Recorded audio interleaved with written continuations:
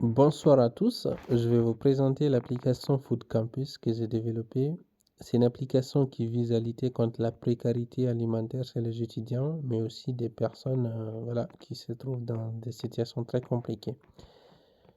Dans les grandes villes surtout, il y a des associations qui font de la distribution alimentaire, mais la plupart des étudiants ne connaissent pas ces associations-là. Donc cette application vise à recenser toutes les associations dans une ville quelconque pour faciliter l'accessibilité aux étudiants. Donc, ça, c'est notre application que j'ai développée avec Flutter. Il n'est pas encore déployé. Ça, c'est l'interface de la page d'accueil.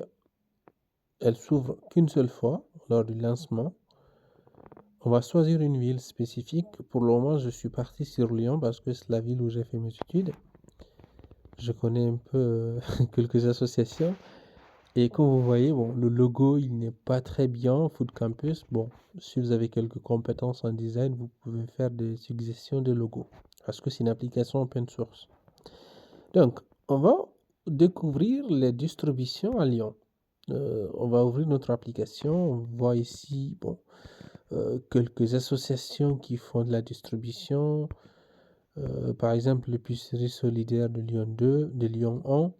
On va voir une petite description de l'association, l'adresse et aussi les horaires d'ouverture, mais aussi le lien d'inscription. Bon, pour toutes les associations, aujourd'hui, actuellement, j'ai pas mis les liens d'inscription pour toutes les associations parce que ça demande beaucoup de travail pour remplir la base de données. Donc là, on peut voir la liste des associations. On peut filtrer les associations qui font des distributions par semaine, par mois.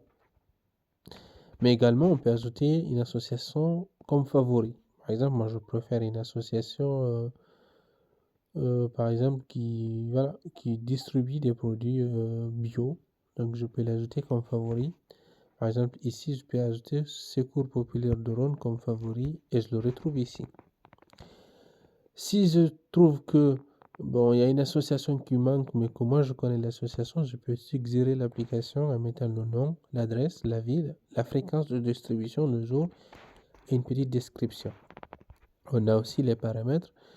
Je peux changer de ville, donc c'est pas interdit, donc je peux venir ici et choisir une nouvelle ville. Par exemple, quand je prends Brest, je peux voir ici, par exemple, les distributions qui se trouvent à Brest.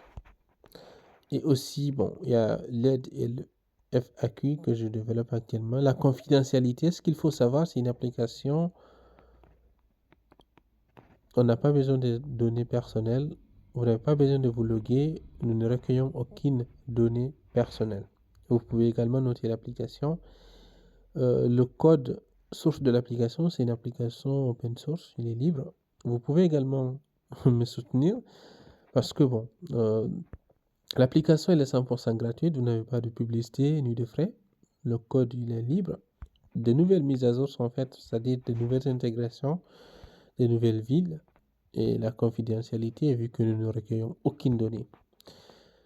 Alors, vous pouvez soutenir l'application via PayPal, mais aussi via Buy Coffee for Me pour maintenir l'application, les hébergements de la base de données, mais aussi de l'application iOS sur App Store, mais sur Play Store aussi, et également sur la page web.